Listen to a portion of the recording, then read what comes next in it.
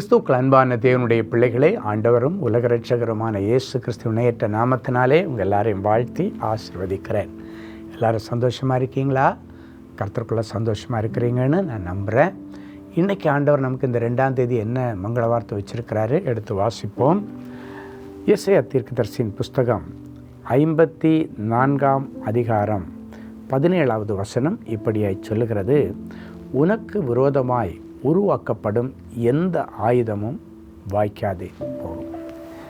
உங்களுக்கு விரோதமாக ஏதோ ஆயுதங்கள் இல்லைனாச்சுன்னா ஏதோ விதமான செய்வினைகள், ஏதோ ஒரு சில மாந்திரிக வல்லமைகள், தந்திரமாக உங்களை சிக்க வைக்கிறதற்கான காரியங்கள், இவைகள் பண்ணப்பட்டது கடந்த நாட்களிலே உண்மை. இன்றைக்கி ஆண்டவர் சொல்கிறாரு, உனக்கு விரோதமாய் உருவாக்கப்பட்ட எந்த ஆயுதமாக இருந்தாலும் சரி, அது மந்திரவாதமோ செய்வினையோ எந்த விதமான கேடுகளாக இருந்தாலும் சரி, அது ஒன்றும் உன் வாழ்க்கையிலே நீ பலிக்காது.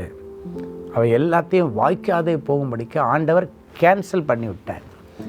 உனக்கு நெஞ்சு வரைக்கும் குத்துற மாதிரி அது வந்துச்சு. ஆனால் நெஞ்சு பக்கத்தில் ஆண்டவர் நின்று அம்பை தடுத்து விளக்குறது மாதிரி ஆண்டவர் அதை விலக்கி உங்களுக்கு ஒரு அற்புதம் செய்கிறார்.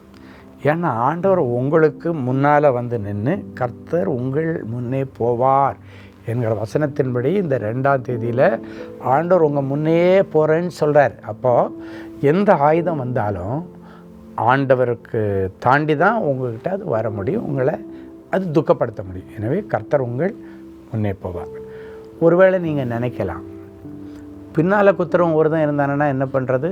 ஆண்டவர் முன்னால் போனாருன்னா பின்னாலேயே ஒருத்தன் குத்துனா எனக்கு கேடு வந்துடாதான்னு நீங்கள் நினைக்கலாம். பைபிளில் பார்த்தீங்கன்னா இஸ்ரவேல் ஜனங்கள் அந்த எகிப்தின் அடிமைத்தனத்திலிருந்து விடுதலையாகி அந்த செங்கடலுக்குள்ளே போயிட்டுருக்கும்போது ஆண்டவர் முன்னே தான் போயிட்டுருந்தார். திடீர்னு அவங்களுக்கு பின்னால் விரோதிகள் வர்றதுனால விரோதிகள் இவர்களை தாக்கக்கூடாதுன்றதுக்காக வேதம் சொல்லுகிறது, முன்னால் போன அந்த மேக ஸ்தம்பம் அப்படியே திரும்பி இஸ்ரவேல் ஜனங்களுக்கு பின்னால் வந்து இஸ்ரவேல் ஜனங்களும் அந்த எகிப்தின் சேனையும் ஒன்றோடொன்று கலக்காதபடிக்கு அப்படியே பிளாக் பண்ணிட்டாராம். எவ்வளோ நல்ல ஆண்டவர் பாருங்கள். முன் செல்கிற தேவனை மட்டுமல்ல, பின்னால் நின்று நம்மளை பாதுகாக்கிறவன், வலப்பக்கம் இடப்பக்கமும் நின்று நம்மளை பாதுகாக்கிறவன், நம்மளை சுற்றி ரவுண்டு கட்டி பாதுகாக்கிறவன், சுற்றிலும் அக்கினி மதிலை எழுப்பி அதன் மத்தியிலே மகிமையாய் வீற்றிருந்து மகிமையான காரியங்களை செய்கிற ஆண்டவர்.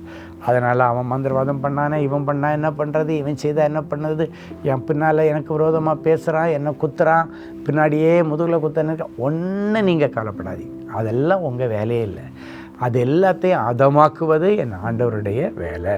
நீங்கள் உங்கள் மனசாட்சிக்கு பயந்து நல்லதே மட்டும் செய்துட்டு நீங்கள் போயிட்டே இருக்கணும். நீங்கள் பின்னால் போயிட்டே இருங்க. ஆண்டவர் உங்களுக்கு முன்னும் பின்னும் வலப்பக்கமும் இடப்பக்கமும் நின்று உங்களை அழகாக பொதிஞ்சு பாதுகாத்து தாவரிக்க ஊரில் கொண்டு போய் சேர்த்துருவார். அப்படின்னா நீங்கள் அச்சீவ் பண்ண வேண்டிய கோலை அச்சீவ் பண்ண கர்த்தர் உதவி செய்வார்.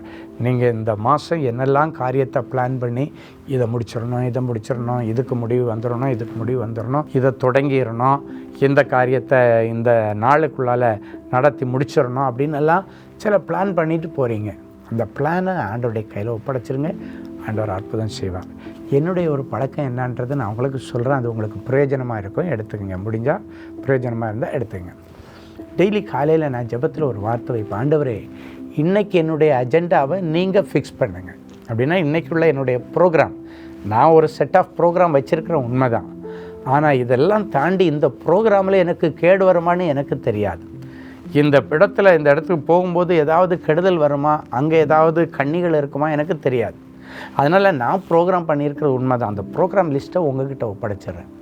நீங்கள் அதை ஸ்ட்ரீம்லைன் பண்ணி எப்போ எதுக்கு ப்ரையாரிட்டி கொடுக்கணும்னு பார்த்து நீங்கள் அதை எனக்கு செய்து தாங்க அப்படின்னு நான் ஜபிக்கிற ஒரு பழக்கம் உண்டு. அப்போ என்ன ஆகுன்னா, நான் காலையில் இதை ஃபஸ்ட்டு முடிக்கணும், இதை 2வது 3வதுன்னு பிளான் பண்ணியிருப்பேன். ஆனால் ஆண்டவர் என்ன பண்ணுவார், 3வது உள்ளதை ஃபஸ்ட்டு கொடுக்க வைப்பார், 4வது உள்ளதை 2வது கொண்டு வருவார். நம்ம முதல்னு சொல்லியிருப்போம் பார்த்துருங்க, அதுக்கு சில நேரத்தில் கடைசி உரிமை தான் ஆண்டவர் கொடுப்பார். ஏன்னா அது நம்ம பார்வைக்கு அர்ஜெண்ட்டாக இருக்கும். ஆனால் ஆண்டவருடைய பார்வையில் அதோட அர்ஜெண்ட்டானது எல்லாத்தையும் ஆண்டவர் நிறைவேற்றி முடிச்சிருக்கிறத நான் பார்த்துருக்கிறேன். ஸோ அது எனக்கு ஒரு பெரிய ஆசீர்வாதமாகும்.